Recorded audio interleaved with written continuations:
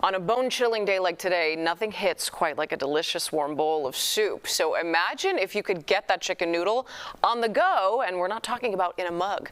Progresso Soup decided to take a stab at it, launching Soup Drops.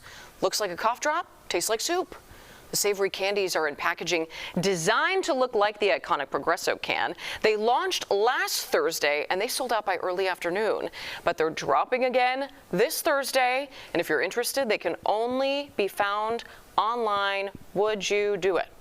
I don't get it. Really? I mean, it's just like a Werther's, only it tastes like chicken noodle soup. Yeah, but it doesn't give you any nourishment or nutrition, does it? I mean, you're hungry, right? Or do you just want the taste of it? I think you just want the soothing nature of the soup. I guess then it works. But like you said, nothing hits like a warm bowl of soup, and a cough drop's not going to do it. Guess what I'm having for dinner?